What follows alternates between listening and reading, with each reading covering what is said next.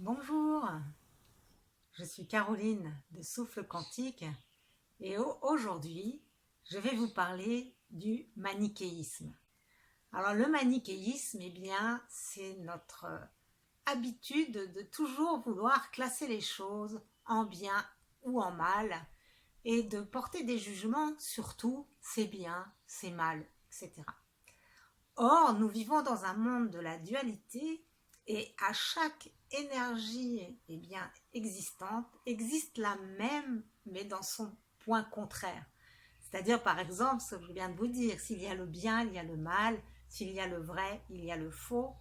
Et bien, en passant notre temps à classer tout ce que nous ressentons, tout ce que nous voyons en beau, en laid, en bien, en mal, nous passons à côté de l'unité et nous créons beaucoup de conflits en nous parce que nous sommes nés avec absolument tous les archétypes des énergies possibles existent à l'intérieur de nous.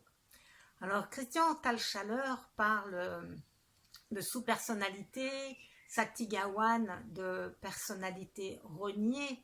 Quand nous refusons d'intégrer l'ensemble de ces polarités, et ces sous-personnalités reniées, eh bien, elles nous consomment en fait beaucoup d'énergie vitale qui du coup n'est pas disponible pour notre transformation et aussi pour vivre avec un plus grand espace de liberté à l'intérieur de nous.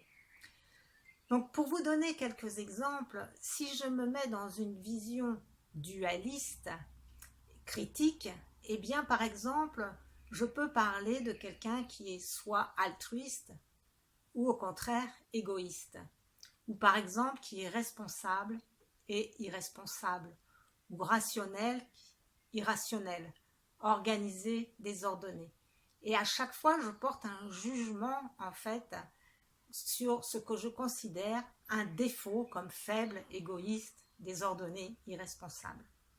Et Sakti Gawain nous propose une vision inclusive en fait de toutes ces polarités de manière à accepter que toutes ont leur raison d'être et que nous pouvons les accueillir de manière à qu'elles nous offrent un espace donc plus grand à l'intérieur de nous.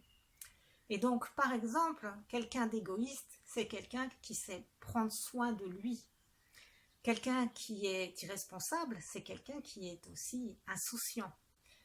Quelqu'un qui est faible, c'est quelqu'un qui est vulnérable, qui sait se laisser toucher par son environnement, par ses proches. Et quelqu'un qui est irrationnel, c'est quelqu'un qui est intuitif. Donc à chaque fois, plutôt que de voir le défaut, nous pouvons mettre le curseur sur en fait la qualité à laquelle ce que nous voyons comme un défaut correspond. Et bien sûr, dans nos relations, les personnes qui vont le plus nous énerver, nous titiller, eh bien ce sont ces sous-personnalités que nous avons le plus reniées. Et si nous détestons le désordre, il est probable que nous rencontrions dans notre vie un compagnon ou un enfant particulièrement bordélique pour nous aider à intégrer cette polarité en nous. Donc en fait, à chaque fois que dans nos relations, il y a un aspect particulier d'une personne qui nous agace prodigieusement, eh bien c'est parce qu'elle est là comme professeur pour nous aider à reconnaître une qualité en nous que nous avons refusé d'intégrer jusqu'alors.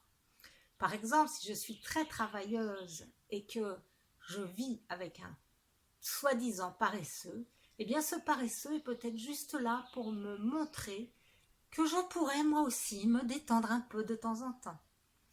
Ou que si je vis avec quelqu'un qui est fortement dans le contrôle, qui veut toujours tout contrôler, eh bien il est peut-être là pour me dire que structurer un peu plus ma vie m'apporterait peut-être plus de facilité, je gérerais peut-être mieux mes comptes, enfin voilà, les idées sont multipliables à l'infini et vous avez beaucoup d'exemples dans un livre qui s'appelle La prospérité véritable de Sakti Gawain qui aide vraiment à nous ouvrir sur tous ces champs multiples de polarité de manière à les intégrer à l'intérieur de nous pour vivre plus libre, plus détendu, plus vaste dans ce corps limité que nous sommes venus incarner.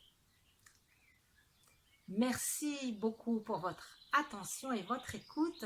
Et si cette vidéo vous a plu, merci de la partager et de la liker. Je vous souhaite une magnifique journée ou soirée.